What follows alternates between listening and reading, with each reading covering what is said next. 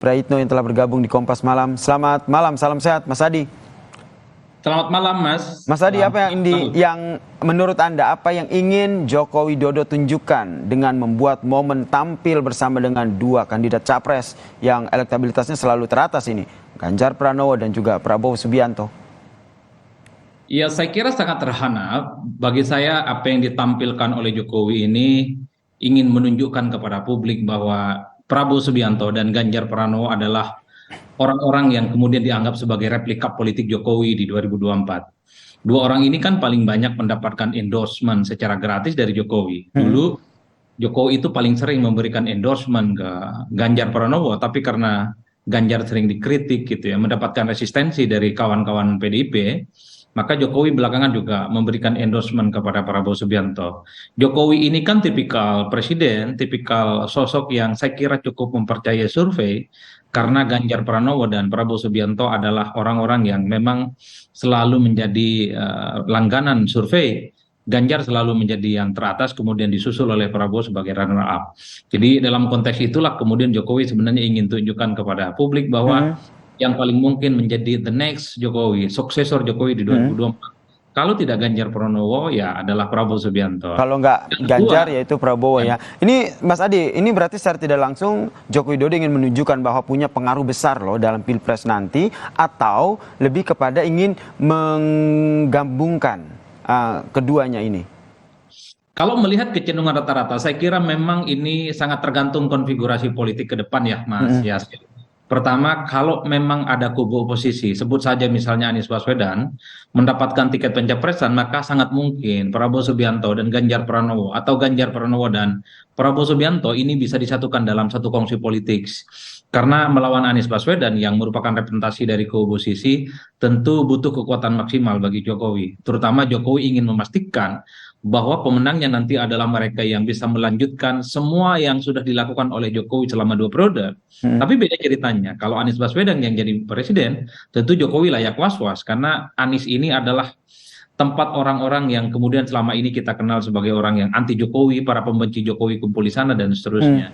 Jadi sangat tergantung konfigurasi politiknya. Tapi kalau memang kubu oposisi tidak ada, poros perubahan tidak ada, Anies Baswedan tidak mendapatkan tiket pencapresan, maka bagi saya sangat mungkin Prabowo dan Ganjar Pranowo sangat mungkin saling head to head.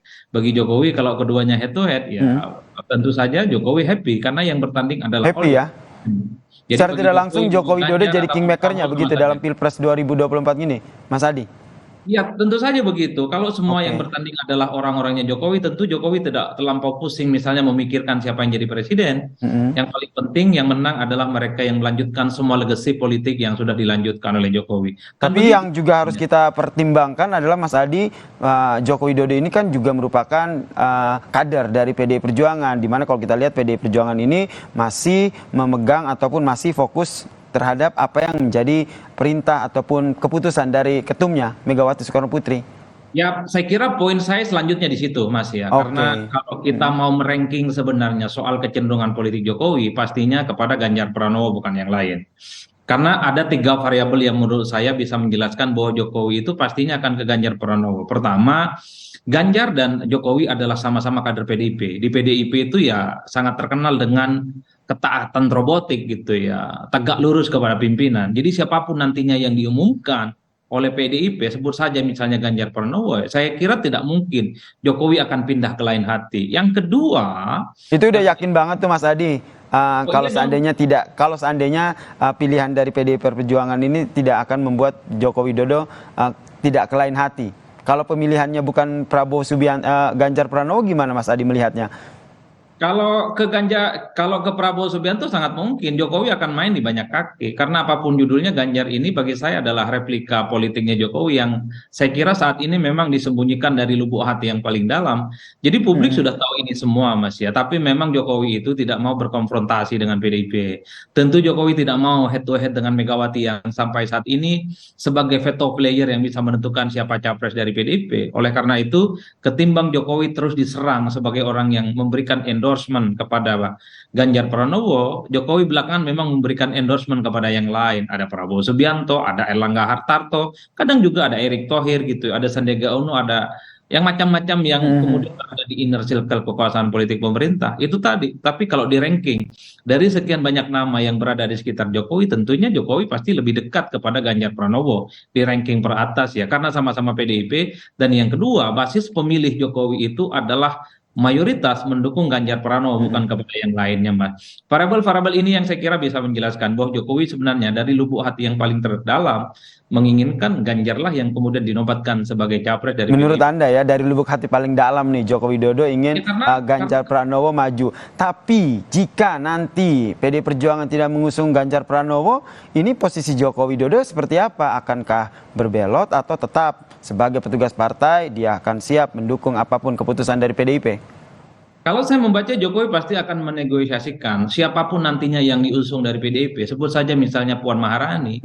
Jokowi pastinya akan mencari siapa duet yang bisa menguntungkan dan bisa memenangkan Puan Maharani nantinya di Pilpres, entah Puan sebagai capres ataupun sebagai cawapres. Bagi Jokowi siapapun yang bertanding selama itu adalah orang-orang yang berada di sekitarnya, inner circle kekuasaan terdalam Jokowi, maka sangat mungkin di situ Jokowi akan melakukan kerja-kerja politik yang sangat maksimal. Jadi sekalipun Jokowi adalah presiden, tapi Jokowi juga punya hak politik yang bisa menentukan bahwa Jokowi itu adalah orang yang juga punya hak politik, dia juga berhak untuk melakukan kampanye dan memberikan dukungan politik. Jadi bagi saya Jokowi tidak mungkin head to head dengan PDIP. Jokowi tidak mungkin head to head dengan fatwa politik yang dikeluarkan oleh Megawati Soekarno Putri. Sebab itu kalau Puan yang diumumkan sebagai kandidat capres, Jokowi pasti cari partner yang memungkinkan Puan memenangkan pertarungan politik, Mas. Itu tadi, Jokowi ingin memastikan siapapun yang menang adalah mereka yang bisa melanjutkan estafet kepemimpinan, replika politik Jokowi, dan hal-hal yang sudah dilakukan oleh Jokowi selama 10 tahun, terutama soal infrastruktur, terutama soal IKN, terutama soal sustainability development yang kemudian selalu digenung-dengungkan oleh Jokowi belakangan ini. Makanya Jokowi tidak heran ketika dulu kita melihat Jokowi itu bicara tentang ojo ke susu soal Pilpres, tapi ketika muncul Anies Baswedan dinobatkan sebagai kandidat dari Poros Perubahan, Jokowi memang sebagai kesempatan selalu bicara tentang politik, menunjukkan gestur politiknya, dekat dengan salah satu figur, dekat dengan Prabowo Subianto, dekat dengan Ganjar Pranowo, Erick Thohir, Erlangga Hartarto, dan seterusnya. Itu menunjukkan bahwa Jokowi sekali lagi ingin memastikan siapapun nanti yang bertanding di Pilpres adalah mereka orang-orang terbaik yang termasuk Prabowo Subianto jika diduetkan dengan Ganjar Pranowo, begitu ya. Meskipun Ganjar Pranowo ini kalau Gerindra kalau mau dengan Prabowo Subianto jadi wakilnya Prabowo, begitu. Ya kalau membaca itu sangat mungkin. Kalau melihat Prabowo Subianto di beberapa survei yang kita lakukan, Prabowo ini hanya wajahnya berupa capres, Mas.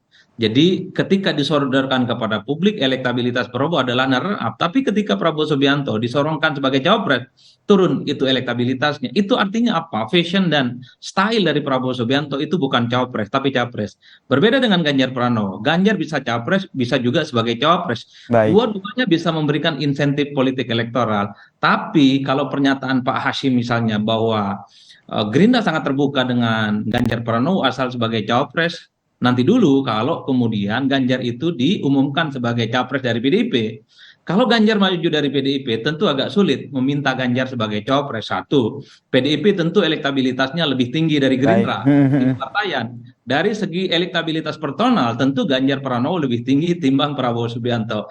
Jadi ini akan rumit kalau Ganjar diumumkan oleh PDIP sebagai capres. Tapi kalau Ganjar tidak maju dari PDIP, mungkin muncul dari poros yang lain. Sangat mungkin Ganjar itu sebagai second plan yang bisa melapisi kekuatan politik Prabowo Subianto. Jadi saya membacanya the end of the day-nya sangat tergantung bagaimana tiket pencapresan yang akan didapatkan oleh Ganjar Pranowo. Apakah dari PDIP ataukah dari yang lainnya? Semuanya tergantung dari Ganjar Pranowo dan PDIP tentu saja. Kita nantikan ya Mas Adi ya, seperti apa nih nanti tiket pencapresan yang didapatkan Ganjar Pranowo. Apakah dari PD Perjuangan, yaitu Ketua Megawati Soekarno Putri, atau dari partai lain. Terima kasih Direktur Eksekutif Parameter Politik Mas Adi Praitno telah bergabung bersama kami di Kompas Malam. Salam sehat Mas Adi.